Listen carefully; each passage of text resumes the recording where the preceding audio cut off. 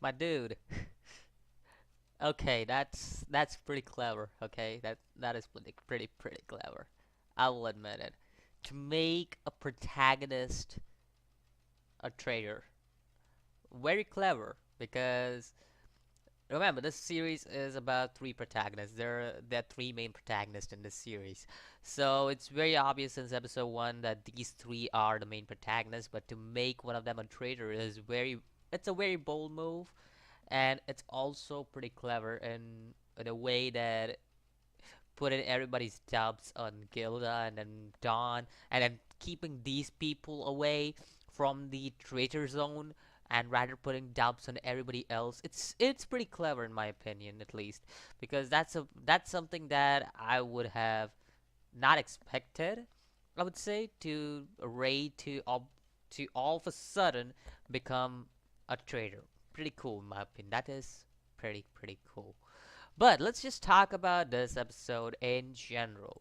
Now, there are various things to talk about in this episode, starting with this whole scene, which had this intense atmosphere to it again. And this atmosphere where this mom, Isabel, she is a completely different type of person when she gets into a very sadistic type of power. Like she it feels like she has a very high power, a very high ranking within this system.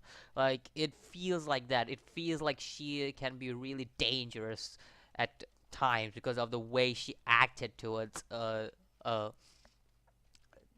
this chick. I forgot her name. But yeah, like Isabella is really dangerous when it comes to shit like that. And we could see that with all the sweat that this chick has on her face, and she already knows that she is in damn trouble for what she did. Even though she did, Isabella just kind of gave her a warning and let her off, but still, that was a that was a pretty intense scene in my opinion, kind of showing, and that's how I like a villain who shows power in a way that could actually get you to be scared. Like, imagine you in that situation. You would definitely be scared because you know what kind of person the person in front of you is. You might most probably be scared about that person. Even if you don't know that person, the way she was talking to her subordinate. But dude, I think so. I would be scared too with that kind of shit. The way she is talking, like, mm-mm, I'm good. I'm good, son. I'm good. I'm not living in that world. But that whole scene had a completely different atmosphere in it. We also had the crazy mom breakdown. That happened again. I've actually laughed at that scene. Not gonna lie. But yeah, that's pretty much what we see about here. We also know that Dawn and Gilda now know what all of this stuff is about. And there was this whole scene with Emma and Roman, Norman. I was about to say Roman for whatever reason. But there was this whole scene with Norman and Emma, which really was kind of heartwarming in my opinion, about how Emma is this. It's her. In a way, she's naive. We all know she's a naive girl. She's a little naive girl. We all know that. But to be honest, she's more caring. I would say she's on the more of the caring side than on the naive side, because literally she is literally shows mercy even for her traitors. Like even for traitors, she's like, I would definitely help them out too. And that's pretty much showing Emma's just Emma. I was going to say Emma for a reason. Emma's determination, showing that she's one caring person. She's someone who cares a lot about people. She's not someone who likes to see people hurt.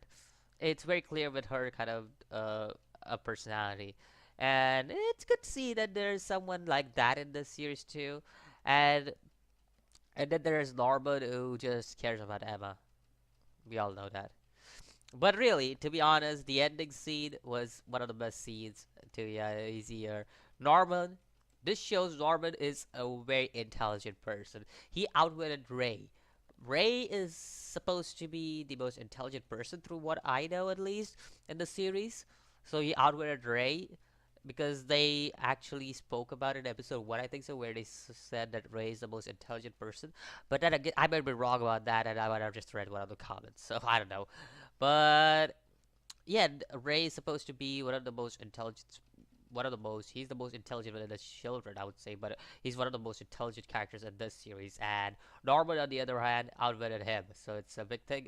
In my opinion, that's a pretty good thing, very big thing, because if you look at it, Norman has been outwitting Ray since a long time now. If I had to be honest here, since the start of the, if I had to say since like second episode or something, since they came to know about Coney and everything. So yes, and I remembered everyone's name. Thank you very much.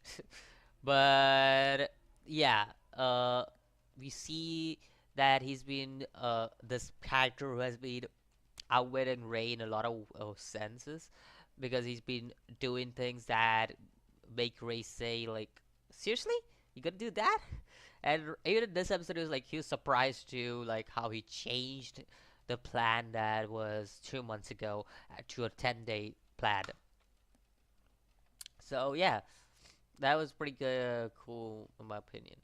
Uh, on the other hand, we also see that how he also, I don't think so, the mom knows everything. She does know certain things, but I don't think so she knows everything. That's what I'm gonna take with. But yeah, that's pretty much it. That's pretty much it for this episode. So let me know what you think about this episode of Promised Neverland. Personally, I thought it was pretty good. Pretty good. All pretty much throughout the whole episode, it was a pretty good way to set up the end of the episode. Pretty good. So yeah, let me know what you think about it. I'll see you guys in the next video. As always, peace.